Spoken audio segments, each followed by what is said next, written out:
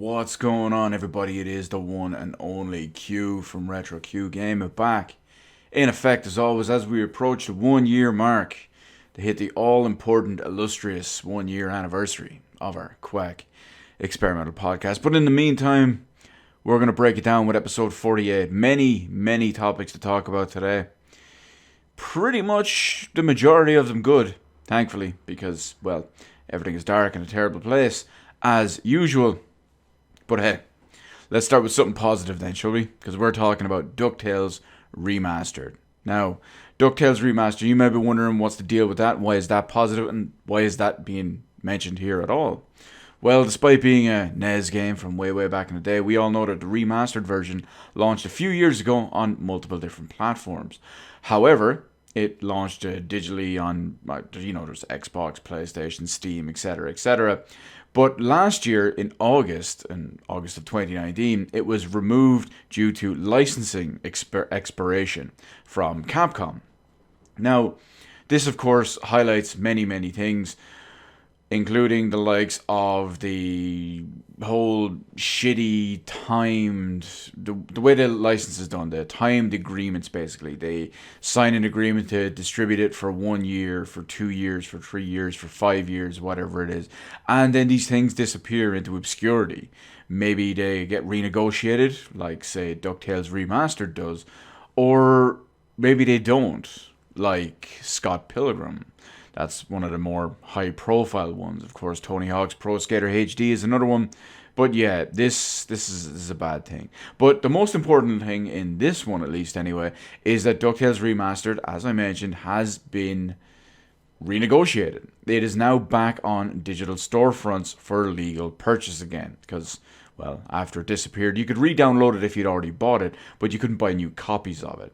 But again, we'll go back. This is a good thing for everyone overall, but it really highlights the temporary licensing agreement, because when these things are potentially lost forever, properly, legally, I should say at least anyway, it presents a problem. I mean, all this stuff, why shouldn't it be available to always be there, to always make money? And this really highlights the digital future that everyone always claims is so great, but I'm always very wary of it. I'm always here reminding everyone that you lose this type of control when you don't have your own physical version of the product. Now, I don't know if DuckTales Remastered was ever sold physically. I highly doubt it. But you see my point. Scott Pilgrim never sold physically. For the people who don't have it or don't have it pirated, that's it. That's the basically finite number of all of that stuff. Same with Tony Hawk's Pro Skater HD. Although technically, I guess you could say that Tony Hawk 1 is close enough to the same thing. But you see my point. With the digital future and DRM and the control of digital licenses and being able to have them revoked and whatnot, it really shows that we give up so much control in order for the convenience of digital distribution. And unfortunately, that is something that has to happen in some cases. Certain games, like maybe, for example, Scott Pilgrim, would never be big enough to be, well, at least originally was probably thought to never be big enough to be sold in a physical form. So, yeah, it's kind of the trade-off. If you you never ever get it at all, or you give up your rights and have it digitally. So that's why I'm never truly on board with digital distribution in that regard. I don't like not having control over my own stuff. I don't like the ability to play or not be able to play something be out of my hands after I've forked over my hard-earned money. It shouldn't be up to companies to decide, well, you can't play this anymore. Yoink. Not down with that. Speaking of which, bring over stuff like Teenage Mutant Ninja Turtles Arcade, the Simpsons arcade game, bring them over to Steam. Scott Pilgrim as well, bring it to Steam. Tony Hawk's Pro Skater HD, bring it on back. There's many of these things. Alien vs. Predator is a great example. The arcade version, or the arcade beat-em-up game, never had a proper home release in any way, shape, or form until the Capcom Home Arcade, which, naturally, I bought just for that. Or mainly for that. That was the main one, anyway. But yeah, back to the point. Digital distribution, technically bad, but, well, it's 2020. But speaking of 2020, let's hit up The Last of Us. No, not 2013. No, not The Last of Us Part 2, which is going to launch on May 29th of 2020. But it's also one of my three most hyped games currently for 2020, at least anyway. But we're not talking about either of those. We're talking about the new announcement of a TV show of The Last of Us. HBO has partnered with Naughty Dog for this Last of Us TV show. Now, Craig Mazin, I don't know how to pronounce his last name, but he is the creator of Chernobyl.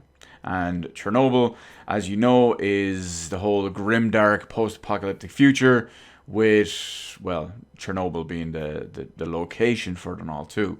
And of course, it'll be partnering up from the Naughty Dog side. You have Neil Cookman, aka the writer, creative director, and professional full-time cook.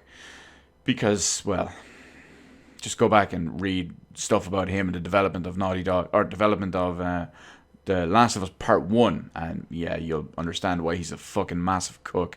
That, and he looks like a massive cook as well. He reminds me of like a modern soy boy cook version of the Ripper from Last Action Hero.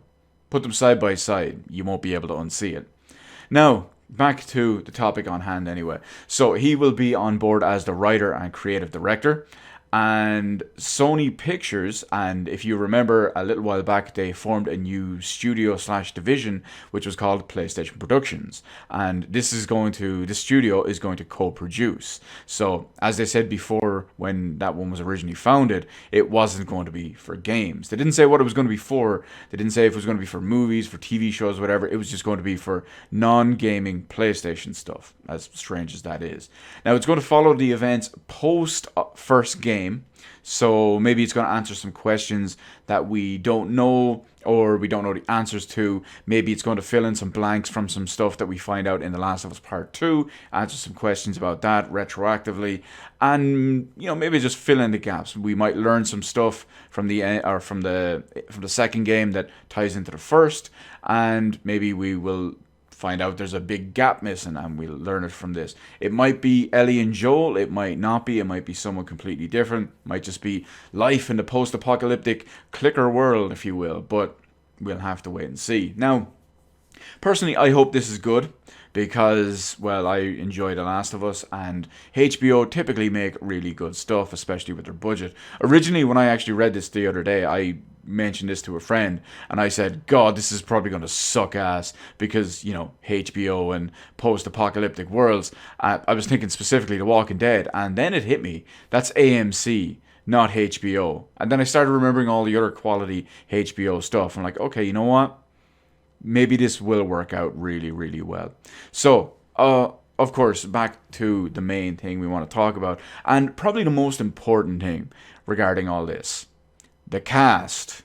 Who is going to play the cast? Who's going to play Joel? Who's going to play Ellie, if they're both even in it, or either of them are either in it? Or who's going to play any of the other characters? Are they going to be ones we already know? Are we going to see Tommy? Are we going to see his wife?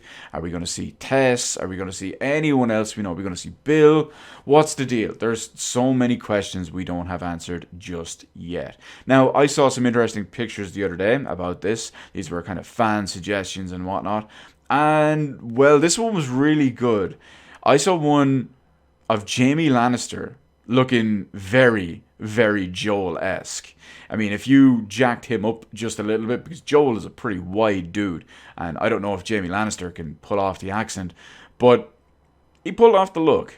He pulled off the face look, anyway. He pulled off the facial aspect of it. Like I said, jack him up, make him about a foot wider, maybe work on his southern accent. He could possibly do it. And just to go in with all this as well, supposedly more PlayStation Productions projects are going to be in the works as well. No names or details or what they're going to be in the likes of IPs, TV shows, films, whatever. Just more PlayStation Productions products in the works. So who knows? Maybe we'll see God of War. Maybe we'll see, what else is first party Sony?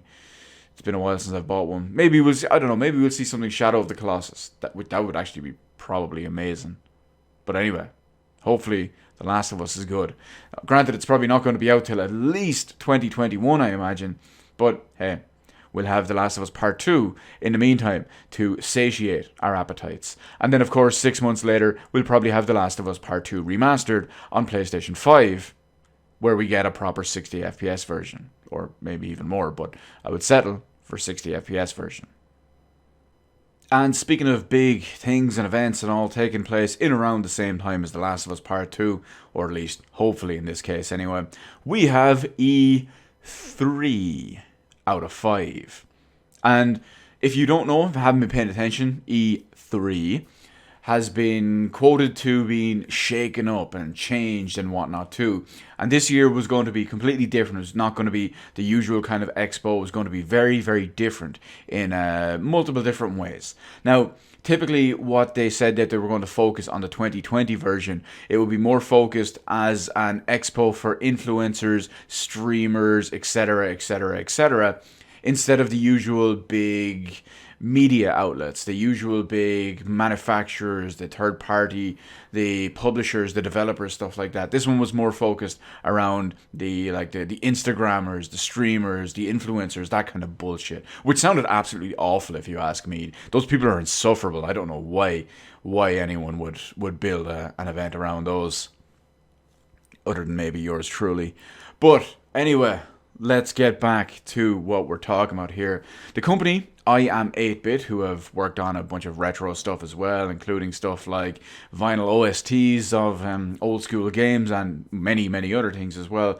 They were teaming up with the ESA, who are the company behind E3, and they were behind the whole idea with the creativity changes, how it would focus on influencers, streamers, etc., and how it would incorporate all that and what would be majorly different as the complete refresh compared to the previous years.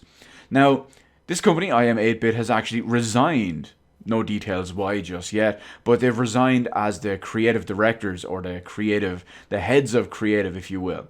Now, E3 in general, E3 in general should still be going ahead despite the coronavirus and all that as well, especially since LA has declared a state of emergency for health concerns, or at least when it comes to health issues and whatnot too.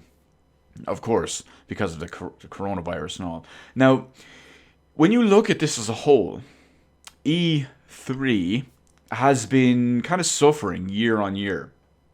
The last couple of years have been a little bit of a disappointment, going downhill year on year on year on year. Of course, this is to be expected going into the later years of a generation, because, well, everyone is bored and everything is still the same, and you just get the new sequel and the new sequel and new sequel and whatever too. You never get anything important or revolutionary unless there's a new console announced or revealed or something at the time. And of course, this all lends a little bit of credence with the fact that more and more companies have been pulling out. Now, the problem with this is some of them pulled out amidst health concerns. I don't even have any hair anymore. Some of them are pulling out amidst fucking hell, I can't even speak. Health concerns, but some of them have also pulled out just before health concerns. I got it right that time. And some of them, since it's not related to health stuff, they're maybe just doing their own thing. They have their own event or their own announcements or whatever. Now, because E3 has been waning year on year on year, it begs the question. It used to originally be the biggest gaming expo and show in the world, and now it's fallen several places, or at least out of first place anyway. Gamescom beats it hands down every year for the last couple of years. So it begs the question, is this show losing relevance? I know many, many people, myself included, are increasingly meh when it comes to it every single year. I watch it for the sake of all of this, but if it wasn't for YouTube, I stopped watching this show, E3, a long, long time ago. If it wasn't for YouTube, I wouldn't watch it. I would just, once the show was over, I'd be doing whatever it is, just playing my own games and all that too. And once the show was over, I would go to a website and read everything that was announced in 5 minutes instead of watching it drawn out over the course of 2 hours. So, who knows? Who knows? It's 2020. Let's see if they're still around in 2022, 2023, 2025, or 2027. 2077 even. Good job, Q. Good fucking job. But anyway, back away from one thing affected by the coronavirus and onto another affected by the coronavirus, because we have the TurboGrafx 16 Mini, or depending on what region you live in, it might be the PC Engine Mini if you're in Japan, or even the PC Engine Core Mini if you live here in Europe. Whatever it is in your region, cut and paste whatever title it is just to fit your version of this episode or your version of this segment. Now, unfortunately, Konami have announced that all units, all accessories, everything related to it in all regions have been delayed until further notice due to manufacturing issues in China caused by, you guessed it, the coronavirus. No, people haven't been getting sick from a beer, but yeah, you get the idea. Now, originally this was only announced at first for one region. However, later in the day it was announced to be affecting all three versions in all three regions. Now, the release, of course, is still planned, but there's currently no available date whatsoever, which is a real shame. A real shame, because we all know that the mini consoles are typically great. The NES Mini was really good. The SNES Mini is absolutely amazing. Hell, even the Mega Drive Mini was pretty damn fantastic. And price outside the box, but you might have along the lines of the Capcom Home Arcade, which was good, a little bit expensive for what it was, but it was good overall. I mean, if that was half the price, it would have been so much better. Now, the TurboGrafx Mini, I was really looking forward to, mainly because I should call it the PC Engine Core Mini for me, but the one of those is pretty much almost 100% new to me. Of TurboGrafx games, I've played 2, maybe 3 of them in my entire life, and even that, I think only one of them is on the Core Mini. So pretty much all of this would have been new to me. I was really looking forward to sitting down, blasting out a stream or two where I do maybe a medley of half the games on one stream, half the games on another, and who knows, maybe I do playthroughs online or offline of myself, just for whatever it is. There's so much. It's basically an entire new console with an entire new library that was completely new to me. Now, I'm still getting this, of course. It's just going to be up in the air date-wise. I still have my pre-order out there anyway, so as soon as they do become available, I will have one shipped to me. But it's a bit disheartening. However, I will say this. The time it was due to release, I would have had to kind of juggle the TurboGrafx 16 Mini, Doom Eternal, and Animal Crossing. And then about 2 or 3 weeks later, Final Fantasy VII Remake, and not to mention in around that whole period you're looking at Resident Evil 3 Remake as well. So there's even more games in there that I'm leaving out, but they're some of the big name ones within maybe a 2-week period either side of when this probably would have released. So if it's delayed by a month, 2 months, I'm not going to sweat it too much, but I'm still really looking forward to it. You're definitely going to see it here, but I will say this, Jordan, you're going to have to wait a little bit longer for your streams, boyo. But onto some better news here, because, well, this is PC news, and naturally, all we do is have better versions of everything and win. So speaking of better versions of everything and winning, we have Death Stranding, a game that remains to be seen if it's any good or not, because Kojima hasn't made a good game in about 15 years or so. Anyway, we all know that it's coming out at some point in summer on PC, on Steam and the Epic Games Store. Well, now we have a proper dedicated release date of June 2nd. So yes, it is coming out on June 2nd on both of those digital storefronts on PC. Kojima Productions has also outlined a couple of the extra PC features, including high native resolution, because, well, no interpolation or none of that upscaling or checkerboard rendering or that bullshit here. We rock native, baby. We have the hardware and the power to do it. So, fucking YOLO. Now, of course, they've also said, most importantly as well, is high frame rate, meaning it's now actually going to be playable. And of course, the most important thing, even beating out high frame rate, is a Half-Life crossover. That's right, we're going to have a Half-Life crossover for Death Stranding on PC. Now, it's unconfirmed if this is going to be in both versions of the game, meaning the Epic Game Store version, because I'm pretty sure Timmy Tencent has a massive hate boner for Valve and Lord Gaben. So yeah, it wouldn't surprise me if it doesn't make it to the Epic Game Store version. Of course, not that that matters. Nobody's going to buy it on there anyway, other than, well, maybe everyone who works in Epic Games. But yeah, everyone's getting it on Steam because it's what we do. But also, they've outlined, because, well, PC gets the best version of everything, a photo mode that is not in the PS4 version and has not been confirmed for the PS4 version. There have been one or two, depending on how you hint at or you read and all too. There has been, what would you call it? There's been interest expressed that it would possibly come to it, or that it would likely, not even likely, that's not, that they're not saying no, basically.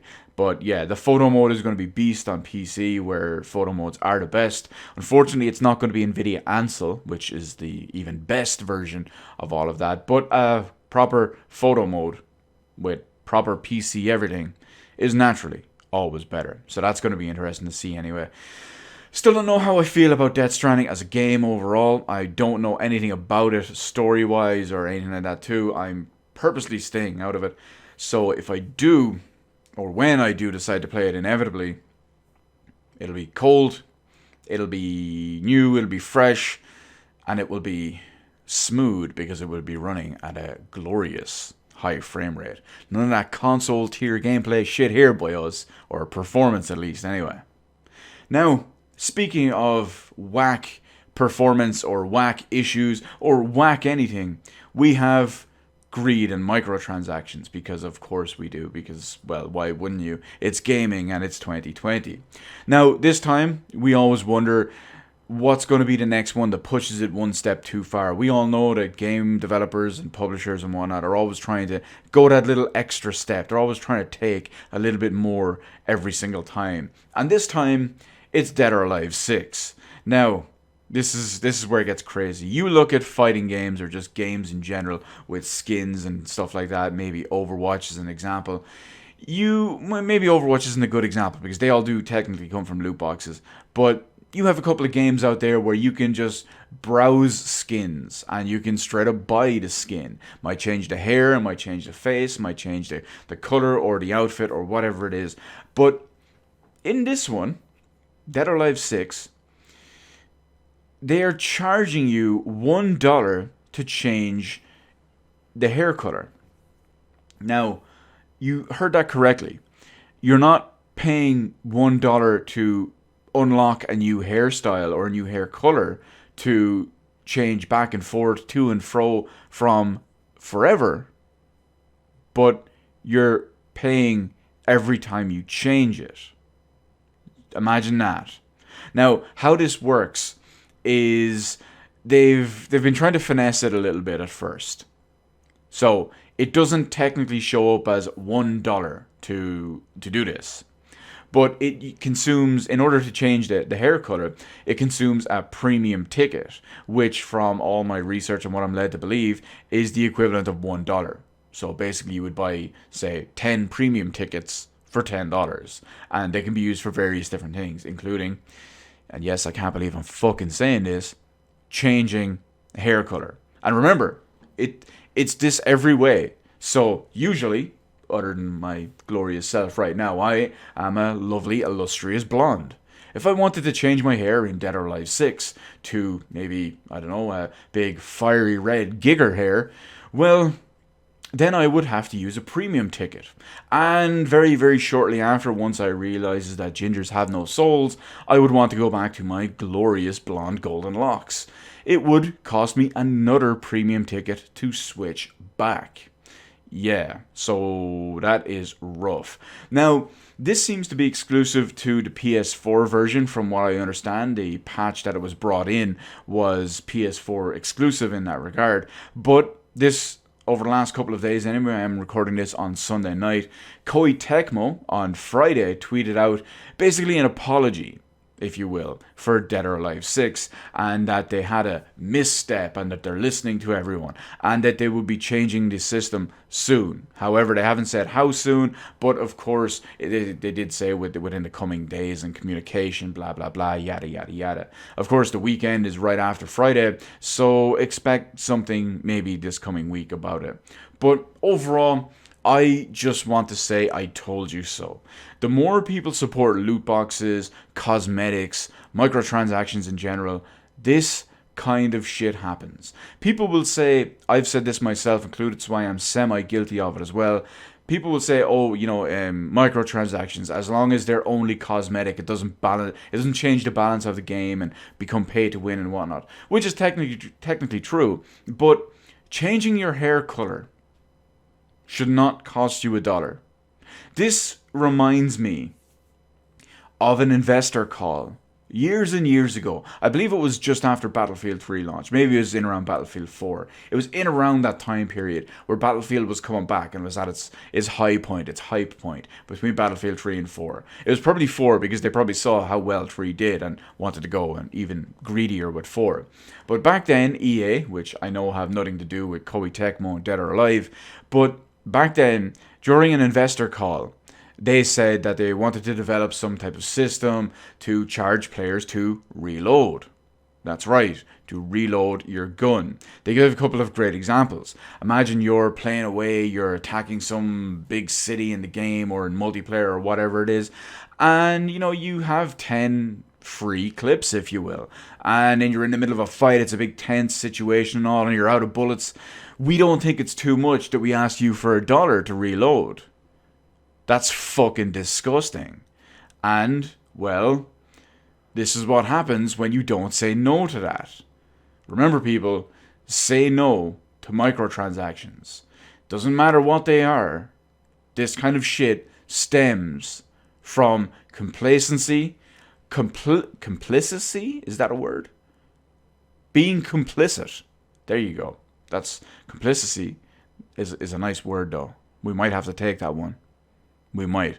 But, yeah, this is the bullshit that happens. Don't support it even if it's a skin, if it's a loot box, if it's limited edition, if it's only cosmetic, whatever it is. Just say no. Now we'll talk a little bit more about some GeForce Now, which seems to be a recurring theme the last couple of weeks anyway. But, well, there's another blow dealt to Nvidia with their streaming service. 2K has now requested the removal of their games from GeForce Now as their service. So this includes games and franchises along the lines of XCOM, Borderlands, Bioshock, Civilization, and many, many more, because 2K is a fairly prolific game developer and publisher. Now, this is yet another publisher to remove their games from being supported on the service. Capcom and Square Enix, if you remember, actually removed their games from the service before it came out of public beta and went into full release. And ever since it did hit full release, Bethesda, Activision, and now 2K have removed their games post-launch. Now, the big problem here is that the whole premise of the GeForce Now as a service is to play games you already own on whatever platform, be it Epic Games, be it Steam, be it Origin, whatever it is anyway, elsewhere through their streaming service and all that too. Now, while the quality of the service is still, from what I'm led to believe, massively miles and leagues ahead in every way compared to the likes of the worst platform ever created, Google Stadia, if the library of GeForce Now keeps on shrinking more and more and more, when more and more game developers, game publishers, whoever it is, if they keep pulling their games from this service, the value of this service anyway, or the whole idea and premise and principle of this, is just going right out the window. It's going to be dead and buried. It's just going to be not worth it at all. And now, granted, to me, these kind of services are not worth it at all anyway. But it's just, if the idea and the premise is, hey, play games you already own on whatever platform or whatever digital storefront, anywhere, using our subscription service, and then half your library gets removed from being supported. You see why this is This increases the detriment of value, or decreases the value in general. Yeah, it's pretty rough anyway. Now, they have said that for all the publishers who have pulled their games, like 2K, Bethesda, Activision and whatnot, I don't know if Capcom and Square Enix fit into this as well, but that they're working on renegotiating new deals and whatnot to get the games back on GeForce Now. Now, of course, this all goes into one extra main thing as well, is that game streaming sucks. Even though the likes of GeForce Now is considerably better than the awful, unplayable Google Stadia, well, just streaming in general for gameplay and whatnot is just an inferior experience. It's like switch tier gameplay. It's arguably even worse than, you just imagine me, of all people, saying that it's arguably even worse than playing a game on a Switch. Imagine me saying that. Imagine how much fucking bullshit and how bad it would have to be for me to say that. Now, what in a turn I can only call poetic, Epic Games, of all people, have said that they will wholeheartedly support GeForce Now, both with their own games, and I love the way that they say own games when realistically they only have one anymore because, well, Fortnite makes them so much money, they just say, fuck everything else, let's not bother with Unreal Tournament, and with their store in general, including timed exclusive games and whatnot as well. But on top of that, there is a little bit of not a little bit of the bubbly, but a little bit of a cherry on top. This one is a little bit ironic, if you will, or not so much ironic. It's because many people use irony incorrectly. But anyway, let's mix it up and just try salvage this a little bit. But Timmy Tencent, aka Tim Sweeney, the head of Epic Games, he has unironically said, there you go, unironically, that he wanted to help this. He wanted to support GeForce Now, and he wanted to help it because it would push gaming to a more healthy place. Imagine that. Tim Sweeney in Epic Games unironically said that. Now, this is, of course, given the fact that he has such a massive, huge, throbbing, raging hate boner for killing the business when it comes to Valve and Steam and PC gaming. This motherfucker should be the third Young Buck at this point. Killing the business, super twink party style. But of course, we do have to round out with the best segment of every week. The reason you glorious little people sit here, wade through all this glorious exposition that I have in order to get to the real golden egg. The little bit of a diamond in the rough, if you will. Q, what's the deal? What's up? What's going down? What's the 411? What's going on? What are you playing? Well, I can gladly report after what is basically a ninja release just a few days ago, I've been playing, well, Halo the Master Chief Collection, because Halo Combat Evolved fully properly launched. And yes, it is fucking amazing. It's glorious. It's as fantastic, the best possible form Halo Combat Evolved has ever taken. Running around at a glorious native 1440p with the enhanced graphics, the proper enhanced quality, mouse and keyboard. It looks great, it plays great, it feels great, it's responsive.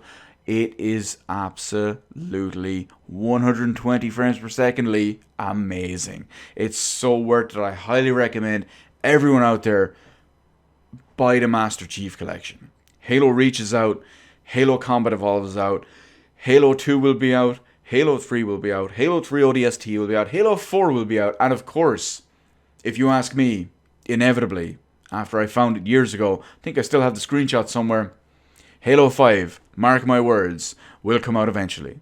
It may not come before Halo 6 like I originally predicted, which is due out later this year, but it's still going to come eventually. It will be ridiculous for them not to. But of course, after the Master Chief Collection, I completely understand. But speaking of classic FPS games and amazing FPS games, we have Black Mesa. Black Mesa, on Thursday just gone, finally hit its full non-early access, non-beta 1.0 full release. And I've been playing the shit out of that as well. And it is a fan-fucking-tastic remake of a Half-Life 1, one of the greatest first-person shooters ever made, just like Halo. But yeah, it's an absolutely amazing one. I'm playing the shit out of it. The game looks great, it runs great, it plays great as well. And I'm all the way up to the new Zen chapters, which are very, very different from anything I remember. But it still feels a little bit familiar. It still has that the classic Zen vibe, even if it has much improved visuals. But it works really well. I was actually trying to just eke it out and finish it right before I did this, but well, I just kept going and going and going, and I figured, okay, I won't get this out this weekend if I just keep going.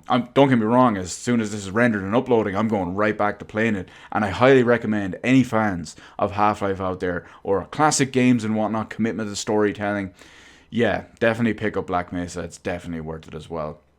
Now, I am hoping after I do finish Black Mesa, I'm hoping to go back to Tales of Zestiria. I had to take a little bit of a break from it because the more and more I play it, the less enchanted, or even the more disenchanted would probably be a better way to say it, I am becoming with that game. There's just something about it. It's arguably, I've said it before, that it is the weakest of the Tales of games I've played so far. Typically that would be very high praise still, because most of those games are just fantastic, so that the worst of the best, if you will, would usually still be pretty good. However, I've always said that Tales of Zestiria is it's definitely the weakest title I've played so far, at least the weakest mainline title anyway, and it's kind of mediocre at best a lot of the time. And it really becomes a bit of a slog and a bit of a grind. When I do sit down to play it, I'm lucky to be able to play it for maybe 30 to 60 minutes before I kind of maybe just get bored with it. I just want to kind of turn it off. But I do want to keep slogging away at it and just try get through it to be able to say I finished it. However, I'm only something like 7, 8, 9, 10 hours into it. These games are very, very long, so I'm probably like maybe a third of the way through, maybe even a quarter of the way through. So I don't know how long it's going to take me if I do it. I don't know if I have the stick-wittedness to actually see it out, but I'm going to try. That's the main thing.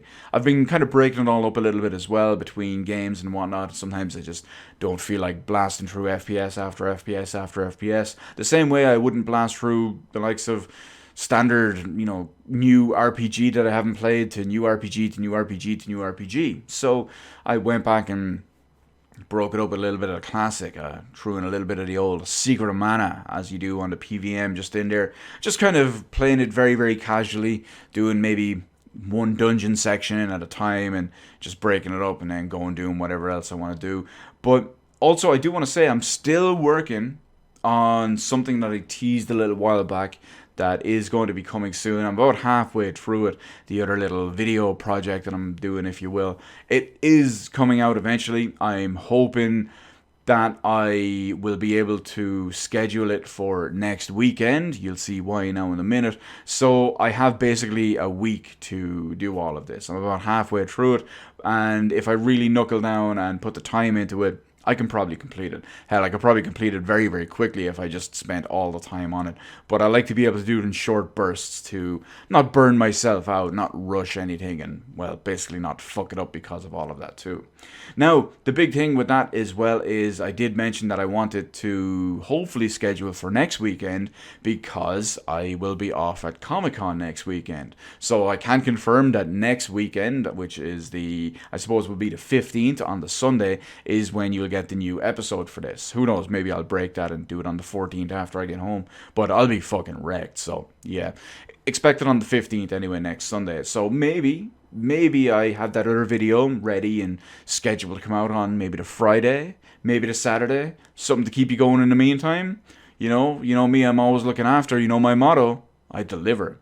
So yeah, it's pretty good. And then of course the big slew of new games and all starts with the likes of Doom Eternal, Animal Crossing, and then you have a week or two later you've got the likes of Resident Evil, Final Fantasy, and a couple more in there too. So yeah, it's going to be pretty hard and fast, which is pretty much my motto, as I do, Q's law is like Q's love, hard and fast. Now, having said all that, here we are. We have arrived at the very, very end of episode 48 of our Quack Experimental Podcast. As always, I want to thank everyone for sticking with me through all this glorious words and sounds and letters that just fall out of my mouth every time I open it. I will say this too, I do have a little bit of a special treat coming for the final episode, or not, I shouldn't say final episode, for the first anniversary episode, if you will, of the Quack Experimental Podcast, which should be in about 2 or 3 weeks. I believe it comes up at the end of this month. I have it on my phone, have it on my calendar, but I don't have that in front of me. So expect something very, very nice for maybe episode 50 or 51, wherever it falls. But until then, feel free to leave a comment down in the comment section below, talking about any of the topics we had here today. Opinions, thoughts, butthurt, salt, agreements, whatever it is. Praise for just how right I always am. Feel free. I know. Anyway, in the meantime, hit the appropriate button to let me know how I did on the video. While you're at it, why not head on over, hit the subscribe button, and even ring that little notification bell so you can be one of the first people to get that glorious notification every weekend when we do one of these beautiful little, highly produced episodes of our Quack Experimental Podcast. And until then, remember, winners don't play switchboards.